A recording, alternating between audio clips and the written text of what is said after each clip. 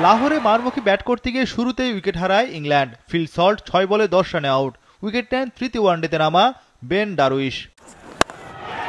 Jamie স্মিথকে out করেন ডারউইশ। এই English batter ১৫ রানে আউট। তবে অজি বোলাররা ছিলেন বেশ খরুচে। সপ্তম ওভারে স্কোরবোর্ডে ৫০ রান ইংল্যান্ডের। বেন ডাকেট ও জো রুট আগ্রাসী ব্যাট চালান। ১০ ওভারে ইংল্যান্ড তোলে ২ উইকেটে ৭৩ রান। ১৪তম ওভারে দলীয় স্কোরবোর্ডে ১৭ রান আসে। বেন ডাকেট ও জো রুট হাত খুলে ব্যাট করেন। ৪৯ বলে 50 পূর্ণ করেন ডাকেট। জো রুটও 50 হাঁকান কিছুক্ষণের মধ্যে। ৩০ ওভারেই ইংল্যান্ডের স্কোরবোর্ডে ২০০ রান। শেষ পর্যন্ত ভয়ঙ্কর জুটি থামান স্পিনার জাম্পা। জো রুট ৬৮ রানে আউট। ১৫৮ রানের জুটি ভাঙে ইংলিশদের। তবে বেন ডাকেট ছিলেন অবিচল। বেন ডাকেট সেঞ্চুরি করেন ৯৫ বলে। ক্যারিয়ারে এটি তৃতীয় সেঞ্চুরি বাঁহাতি ওপেনারের। হ্যারি ব্রুক বিদায় নিলেও বেন ডাকেট ছিলেন ভয়ঙ্কর। বাটলারকে নিয়েও ঝড় তোলেন ডাকেট। প্রথম ব্যাটার হিসেবে চ্যাম্পিয়ন্স ট্রফির ইতিহাসে ১৫০ রানের রেকর্ড গড়েন ইংলিশ ওপেনার। ৪০ ওভার শেষে ইংল্যান্ডের সংগ্রহ ৪ উইকেটে ২৬৮ রান।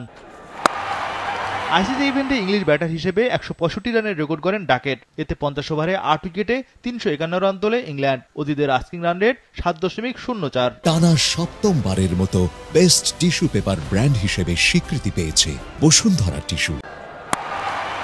৩৫২ রানের বিশাল টার্গেটে নেমে শুরুতেই উইকেট হারায় অস্ট্রেলিয়া। ডেঞ্জারম্যান ট্রাভিস হেড ৬ রানে আউট। টিকতে পারেননি অধিনায়ক স্টিভেন স্মিথও। স্টিভেন স্মিথ আউট ৫ রানে।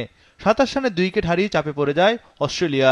তবে লাবুশেনিকে নিয়ে রানের চাকা সচল রাখেন ওপেনার ম্যাথু শর্ট। পাওয়ার প্লের ১০ ওভারে অজিরা তোলে ২ উইকেটে ৬২ রান। লাবুশেন ও শর্ট দুজনেই দৃঢ়তার সঙ্গে ব্যাটিং করতে থাকেন। ৪৭ বলে 50 তোলেন শর্ট। ডানহাতি ওপেনারের এটি ক্যারিয়ারের দ্বিতীয় 50। প্রথম 50ও ছিল ইংলিশদের বিপক্ষে। ১৫তম ওভারে অস্ট্রেলিয়ার দলীয় সংগ্রহ ১৭ রানে পৌঁছায়।